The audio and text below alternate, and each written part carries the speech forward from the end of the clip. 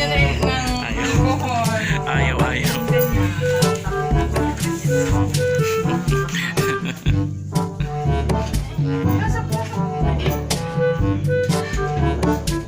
Si Poo. Paano yung Japanese? Walang Japanese. Hindi Japanese to.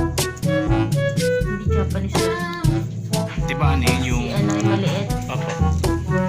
Steve. Steve. Hindi ko maalala yung isa. Hi, Steve! Ayan yung mainan. Mimi! Mimi! Kung basta-basta hanggang. Lalagay naman ako yung ano. Hindi, ang tanong dyan yung mga gagi. Hindi naman. Mabait naman yan. Para na. Gusto na niya kayo. Kaso lang. Tapos ay ilalim. Oo nga. Ayun Ayun ang cry. Wala siyang rabies. Wala siyang rabies. Opo. Okay. Wala na sa loob, Steve. My God. Dati po guys, dyan na akong uupo. Dito Diyan na ka kami na. SGA dati. Oh, dito lang. True lang. Tignan mo siya. Ito, dito, dyan na akong natutulog. Ay, sorry. Wait lang. Ito, dito akong natutulog. Dati pa. Diba ganda? Nung ano pa yan, nung 2013 pa lang. Tapos dito naman ay hindi ko alam kung Wala, hindi na niya maalala anong meron dyan. basta naalala ko lang eh. Dito akong ano, may bagong ano, computer mo ba yan? Yan, study area ko yan. Ako nagsa-study kung yung school. Oo. Tingnan mo naman yung mga... Tapos may picture frame ka. Oo, syempre. Nung nag-graduate ako, ganun ka rin, magkakaroon ka rin ng ganyan pag nag-graduate ka. Oo. Nakagraduate ka ba sa college? Ang una kong graduation ng college, ito yung picture ko. Tapos yun yung pangalawang graduation ko ng college. Saan ka ba nag-aaral? Sa UST. UST. Parang kagaya na... Sino ba yun? Ay, naku. Si ano yan? Tito Orny mo. Ay, Ayan, sino nung mo? bata siya. Nung 25 yata siya. Oo nga pala. Kaya pala. Basta dito dito kami ano eh. Dito kami Stay. nag-stay. Parang ang deadline bukas na, ngayon na. Diyos ko lang. Tapos punta tayo sa taas. Okay na po.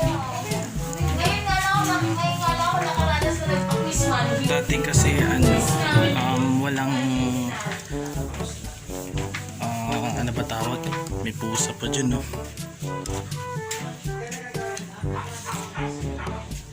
Yo. Sige pa, wait lang.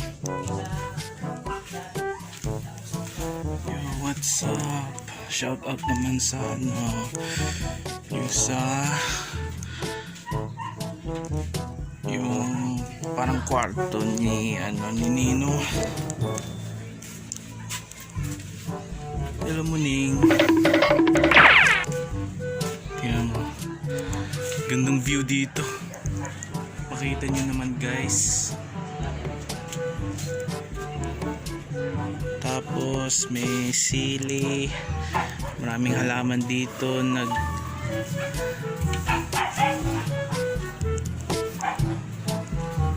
Ito para saan ba yung mga ganito yung mga ano ba tawag yung mga tools o kaya yung mga kagamitan.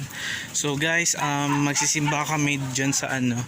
Hello Steve, ano ginawa mo dito?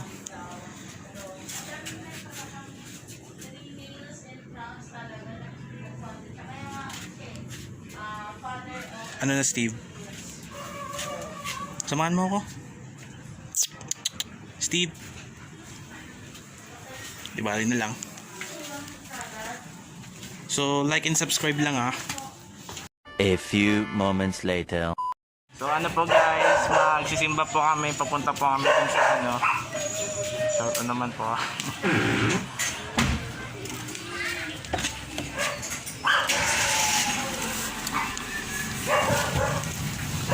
Gustong gusto dito ni Guy. Ay! Oh my God. So, ano lang guys. Ano ba sasabihin ko? Pumunta po kami dun sa simbahan na kung saan po yung previous video na in-upload ko po. Dati po kasi wala pong misa, tapos ngayon may misa naman po, di ba? Yes, 6 p.m. Sige po. Abangan nyo na po. A few minutes later.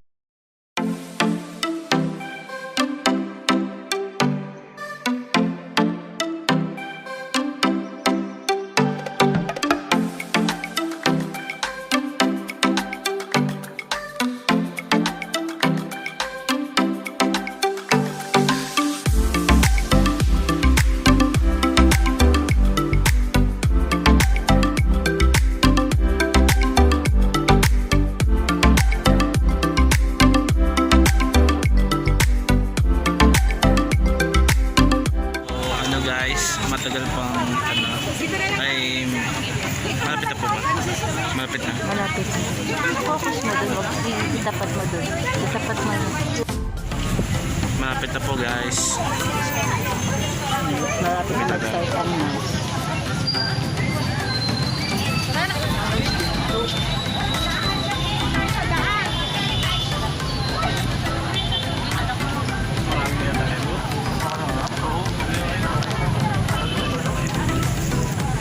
Si Father Roro. Ito pa. Naka-violet na. Saan ang violet? Ayun yung may violet na ganito. Ganun. Focus mo. Dahil nakatalit. Pwede ba mo? Kay Father Roro. Abstinensya. Pag-ingatan ninyo na huwag maging pakitang tao lamang ang paggawa ninyo ng mabuti. Ang pananampalataya ay dapat nakikita sa ating pang-araw-araw na pakikipagkapwa-tao at paggawa. Para sa liturhiya, sa araw na ito, sinisimulan natin ang 40 araw na paghahanda para sa Pasko ng Pagkabuhay o Kwaresma.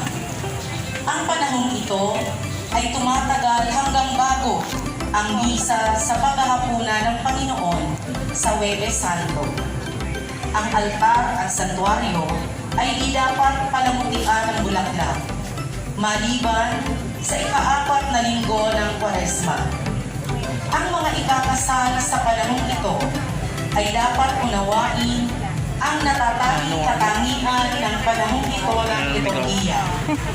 Walang kasal mula sa linggo ng Palaspas hanggang sa Pasko ng Pagkabuhay.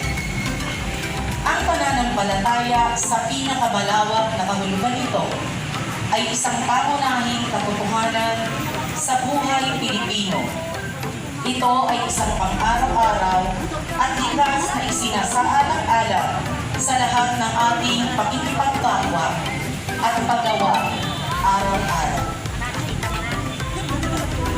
Sa sama-samang nating pagdiriwang ng banal na Eucharistia, isama rin natin sa ating panalangin ang mga sumusunod. Para sa nagdiriwang ng kanilang mga kaarawan na sina Romel Sabino, Crisanto Solabo, Celso Florentino, at Rep. Marchos Franquillas. Para sa pasasalamat ni Namilet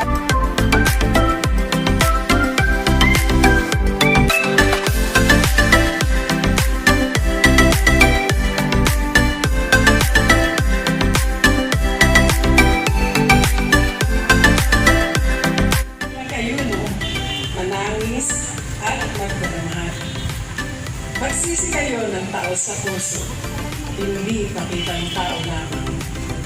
Magbalik loob kayo sa Panginoon na inyong Diyos.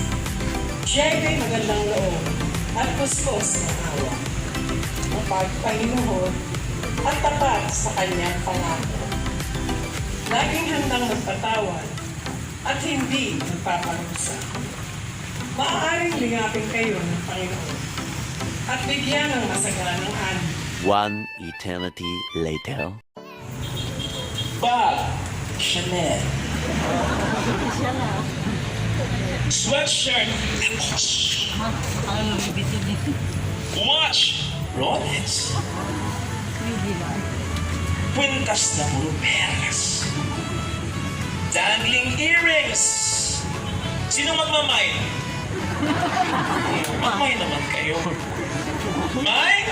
May? Eh, paano kung sabihin ko sa inyo, Japex ang lahat ng ito? Mine pa rin kayo? Mine. Sabi na nga, be. Bakit nga ba natin ginugusto, binibili, hinahanap din paminsan-minsan kahit peke? Eh kasi naman, maganda rin naman. Kuminsan, hindi naman halatahin. Huwag ka lang mabubuking. Mura pa. Ang tanong! Tumatagal pa. So bakit tayo magsasettle sa 295? Kung pwede tayo ng tunay. Bakit tayo magsasettle sa benepisyong panandalian? Kung pwede tayo doon sa pangmatagalan. Sinabi ko po ito sapagkat sa ating ebanghelyo, narinig natin ang mga gumagawa ng peke. Peking pagdarasal, peking pagilimos, peking pag-ayuno. Bakit peke? Kasi hindi totoo.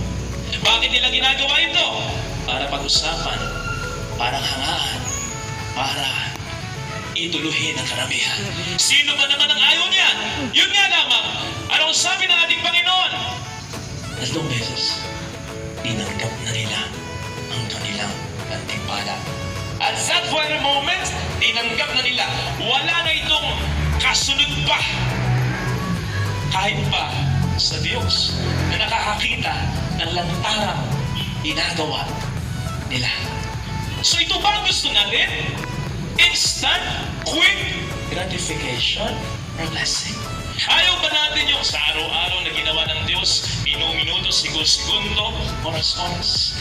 Panatag ka sa kalooban mo, masaya ka, sapagkat alam mo na wala kang itinatago, totoo ka sa lahat ng iniisip at ginagawa mo. Ayaw mo ba yung kahit mamatay ka, pag-uusapan pa rin ng mga tao ang mabubuting ginawa mo, ang mabuting ugali mo? At ayaw ba natin lalong-lalo na yung pagharap natin sa Panginoon, ibabalandra niya ang lahat ng ating mga ginawang kabutihan na hindi natin namamalayan na counted pala. May bilang pala sa Kanya. Pinahalagaan pala niya. Brothers and sisters, these are just some of the major benefits, benepisyo ng totoong pagpapakabuting tao. Una, lasting confidence. Kumpiyansa ka sa lahat ng ginagawa mo, ano man ang sabihin o isipin sa iyo na mali ng iba. Sapagkat kung talagang mababang loob ka, kung talagang matulungin ka, kung talagang honest ka, kung talagang nagsusumikap ka, kung talagang wala kang inaargabyado, kung talagang wala kang pinatatamaan, kung talagang wala kang sinisira ng ibang tao, yun ang mas mahalaga sa iyo.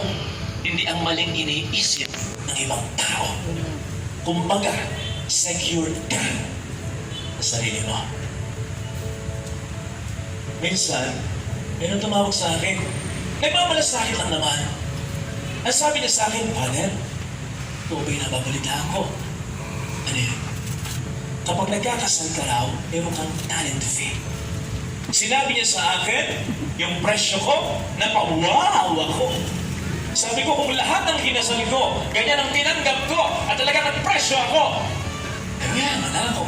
Baka ako na magpatayo ng simbahan na ito. Sinabi pa niya sa akin, like, no, kung sino nagkakadal nito. At sinabi pa rin niya sa akin, sinabi na sa obispo, believe me, sorry but I swear, kahit Okay lang ba? wala akong nararamdaman. Wala. Hindi nagbago ang pagtingin ko dun sa sinasabi niyang nagkakalat ng maling chismis na ito. At higit sa lahat, that time, nandun pa ako sa katedrali, kasama ko pa, madalas ang obispo. Kapag nakikita ko, hindi ko naman iniiwasan. Ay kung good morning, Bishop. Good afternoon, Bishop. How are you, Bishop? Hinihintay ko mga kausapin ako. Kumpiyansa. Kumpiyansa. And what a blessing! What a coincidence! I don't call this coincidence. Alam ko, napakasimpleng kasal, pero pinagtuloy. A few moments later.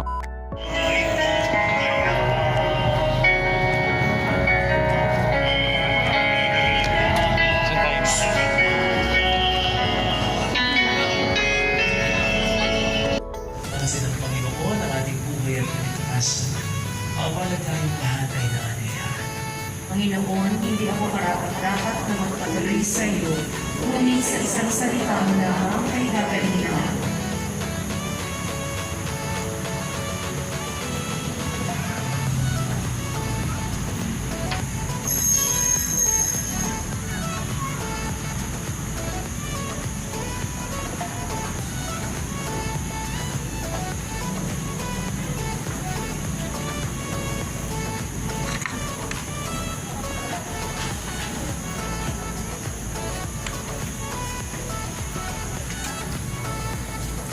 Susubok tayo.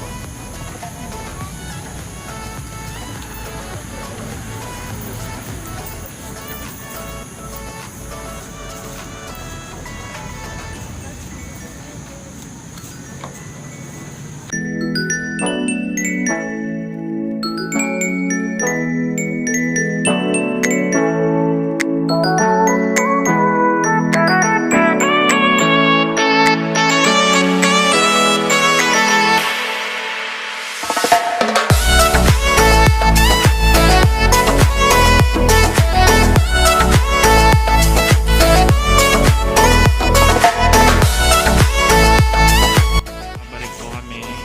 Kakain na po kami bago kami aalis. So, pasensya na lang po yung mga aso. Hello po. Ate Sen. Hello. Hello. Who?